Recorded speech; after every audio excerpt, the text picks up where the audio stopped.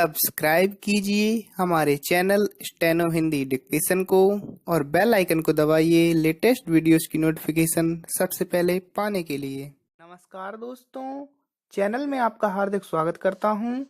आज की typing dictation की स्पीड है 40 शब्द प्रति minute. Okay, let's start. Dictation शुरू होगी 5 सेकंड बाद।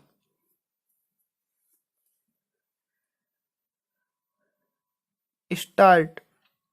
वाहनों का भी वायु प्रदूषण में बड़ा योगदान है। यह मायने नहीं रखता कि आप अपने वाहन को साफ सुथरा रखते हैं, समय पर सर्विस कराते हैं, प्रदूषण के अनुकूल BS4 वाहन काम में ले रहे हैं। हर साल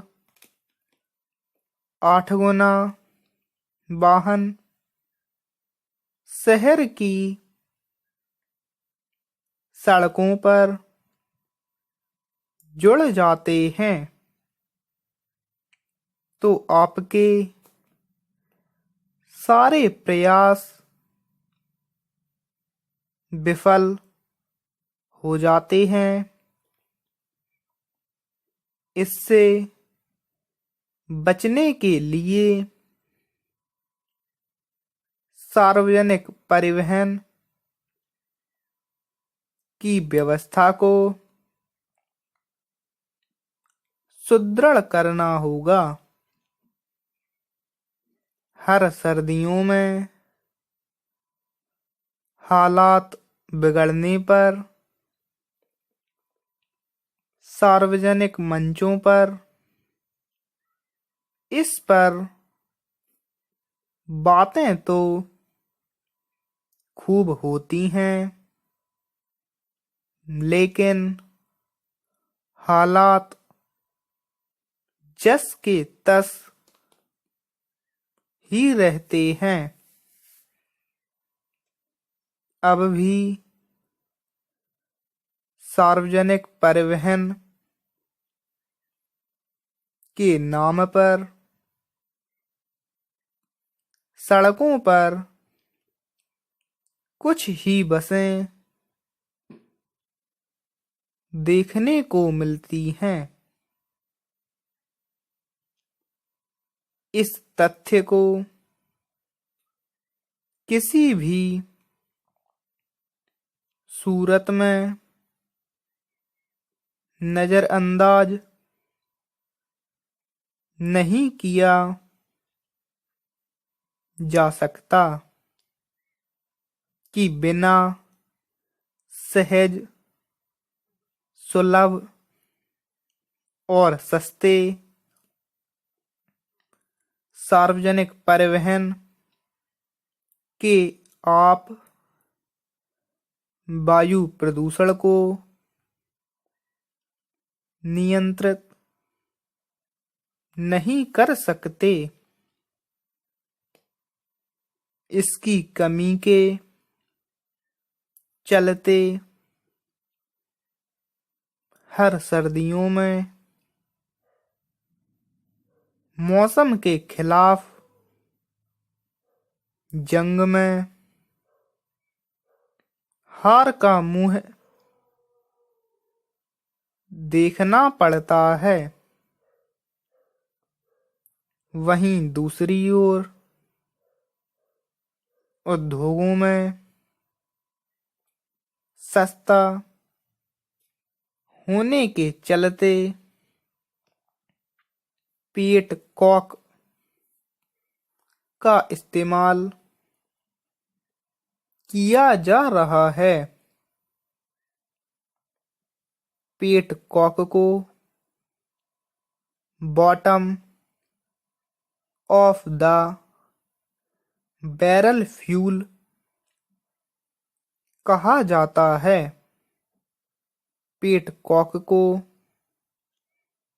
पेट्रोलियम रिफाइनरियां बेकार होने के कारण फेंक देती हैं। अमेरिका में यह प्रतिबंधित होने के कारण वह इसे विकासशील देशों को निर्यात कर देता है। पूर्व में चीन इसे आयात करता था। चीन ने बाद में यह कहते हुए कि हम प्रदूषित हो चुके हैं, हमें तुम्हारा कचरा नहीं चाहिए। पेट कॉक का आयात करने से मना कर दिया। यह शर्मनाक है कि भारत में आज भी इसे बड़ी मात्रा में आयात किया जा रहा है। पिछले साल भारत ने 1.4 करोड़ टन पेट कॉक का आयात किया। यह हमारे घरेलू उपभोग से भी कई गुना ज्यादा है। यही पेट कॉक उद्योगों में ईंधन के रूप में काम आकर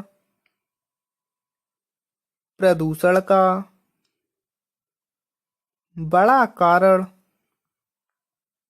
बनता है। और जब हमने इस पर रोक के लिए अदालत में अपील की तो देश के बड़े से बड़े वकील इसके खिलाफ पैरवी करने आ गए कि कैसे भी इस पर पाबंदी को रोका जा सके। ऐसे में सवाल उठता है कि क्या हम वाकई प्रदूषण के लिए गंभीर हैं। स्थिति बेकाबू होने पर हर बार ऐसे बहाने बनाए जाते हैं कि प्रदूषण के लिए यह नहीं है, फलां चीज जिम्मेदार है। हकीकत यह है कि इसका खामियाजा हम सब भुगत रहे हैं। देश में कहीं भी सरकार के पास कचरा निस्तारण की कोई कार्य योजना ही नहीं है। इन सब को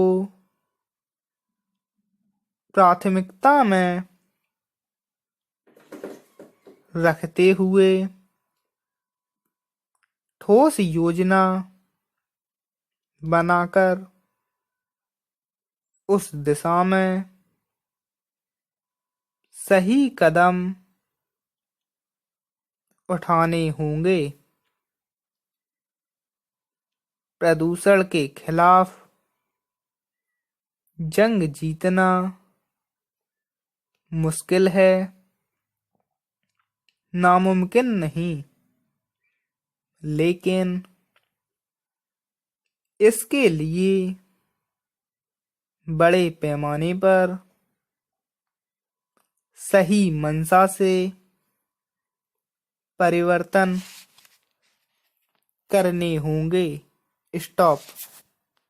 दोस्तों, आप डिक्टेशन की प्रैक्टिस लगातार करते रहिए, जिससे आप अपनी टाइपिंग स्पीड को बढ़ा पाएं। अगर आपको ये वीडियो पसंद आया हो तो प्लीज़ इसको लाइक भी कर दीजिए और शेयर भी कर दीजिए। और अगर आपने अभी तक हमारे चैनल को सब्सक्राइब नहीं किया है दोस्तों, तो इसको सब्सक्राइब कर लीजिए, जिससे आपको नई नई वीडियोस की नोटिफिकेशन सबसे पहले मिल जाएगी। Thank you so much.